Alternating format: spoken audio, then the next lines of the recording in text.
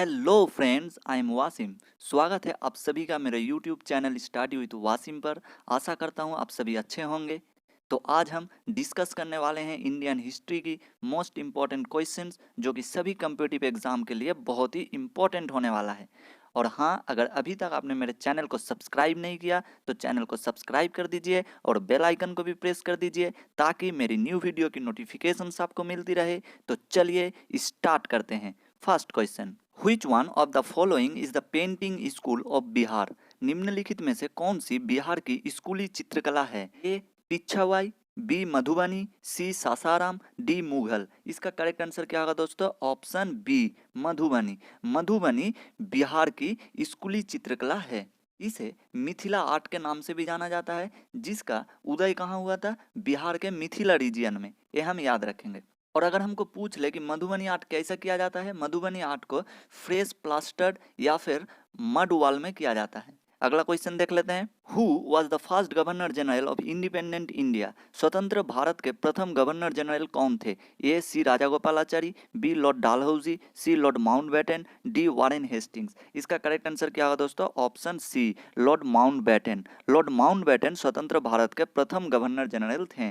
इसी के साथ लॉर्ड माउंटबेटन भारत के आखिरी वाइसरॉय भी थे, ये भी हम याद रखेंगे। और इसी के साथ हम याद रखेंगे कि सी राजागोपालाचारी इंडिया के पहले और आखिरी गवर्नर जनरल थे। और इसी के साथ राजागोपालाचारी स्वतंत्र दल के संस्थापक सदस्य भी थे, ये भी हम याद रखेंगे। अगला क्वेश्चन देख लेते हैं। In whose viceroyalty the white mutiny took place? श्वेत विद्रोह किसके वाइसरॉय काल में हुआ था? A lord Minto, B lord Curzon, C lord Hardinge, D lord Ripon. इसका करेक्ट आंसर क्या होगा दोस्तों? Option D lord Ripon. Lord Ripon का शासनकाल में श्वेत विद्रोह हुआ था।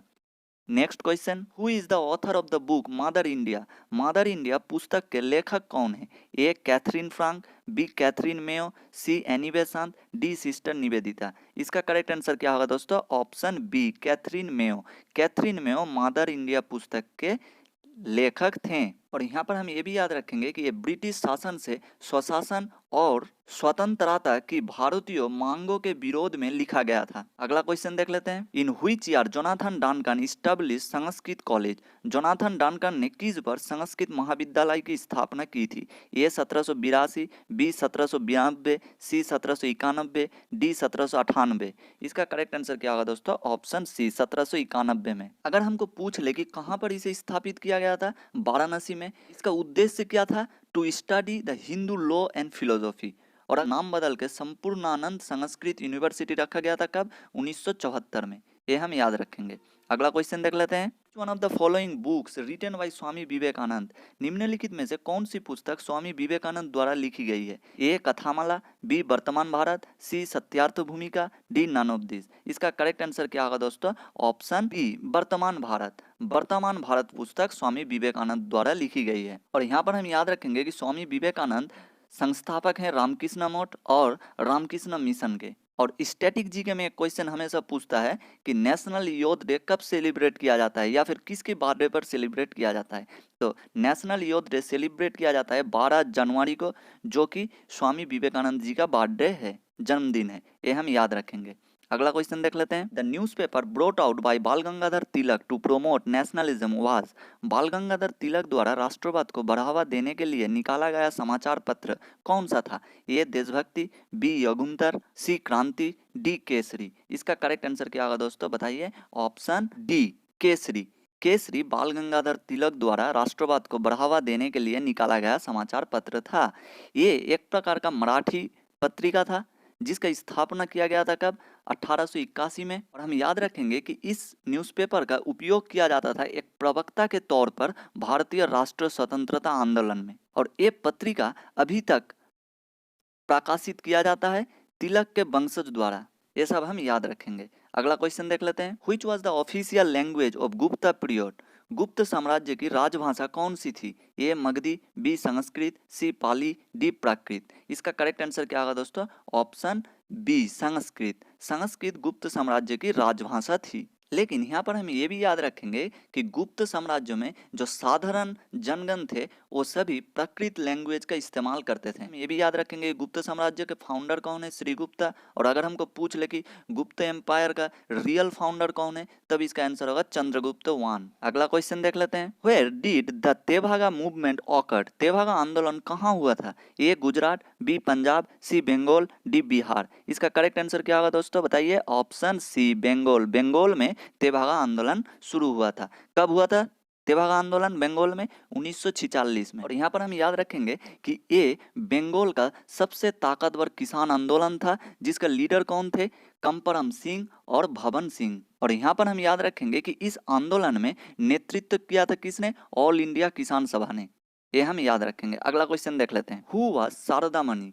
शारदा मणि कौन थी? A wife of Ramakrishna Paramahamsa, B wife of Raja Ram Mohan Roy, C mother of Vivekananda, D daughter of Keshav Chandra Sen. इसका करेक्ट आंसर क्या होगा दोस्तों? Option A wife of Ramakrishna Paramhans.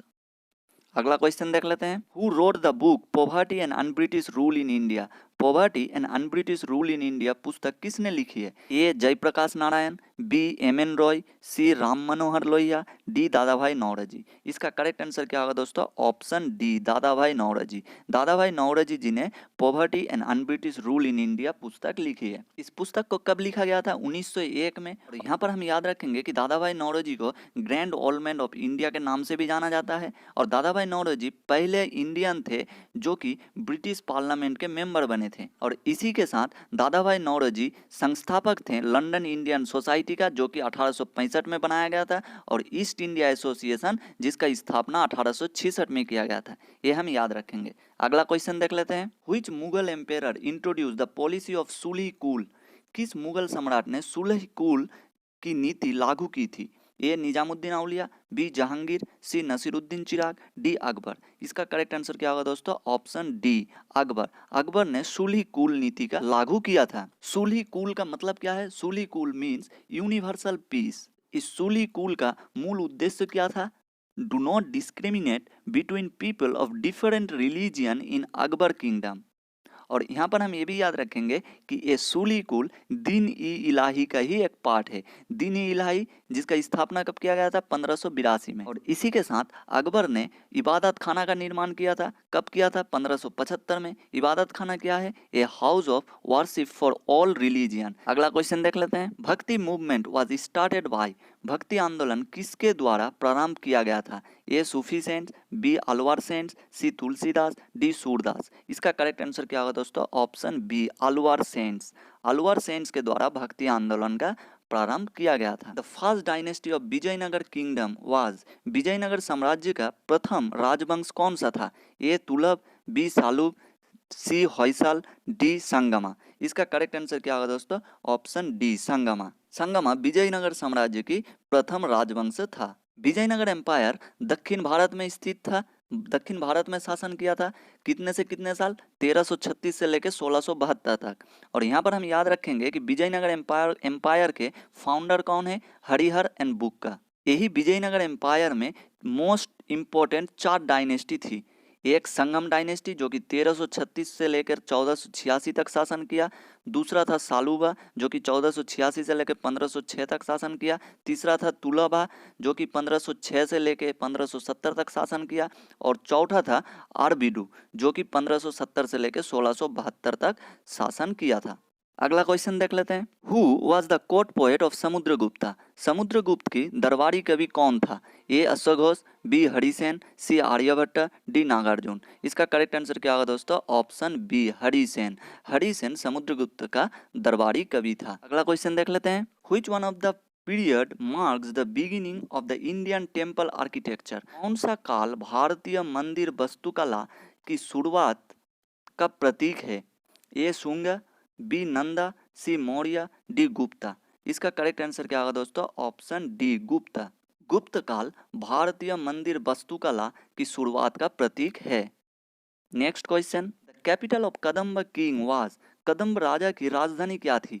A Badami, B Kanchi, C Banavasi, D Tanjore. इसका करेक्ट आंसर क्या होगा दोस्तों? ऑप्शन सी बानावासी। बानावासी कदम्ब राजा की राजधानी थी। अगला क्वेश्चन देख लेते हैं। During whose reign did the Chinese traveller Fahien visit India? चीनी यात्री फाहियन ने किसके शासनकाल में भारत की यात्रा की थी? A Samudragupta, B Chandragupta one, C Chandragupta two, D Kumaragupta. इसका करेक्ट आंसर क्या होगा दोस्तों? Option C Chandragupta to.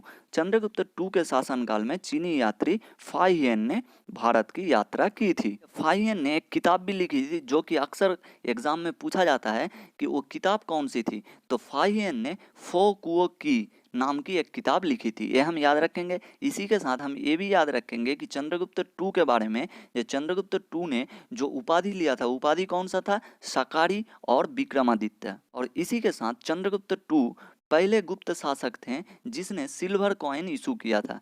Thank you so much दोस्तों, यहाँ तक वीडियो देखने के लिए। अगर आपको भी वीडियो अच्छा लगा हो तो वीडियो को एक लाइक ज़रूर करें, क्योंकि अगर आप लाइक करेंगे तो मुझे और भी इस तरीके की वीडियो बनाने की मोटिवेशन मिलेगी। तो लाइक ज़रूर करें और वीडियो को अपने दोस्तों के साथ ज़्यादा से ज़्यादा शेयर कीजिए। तो चलिए मिलते हैं अगले वीडियो में, तब तक के लिए धन्यवाद।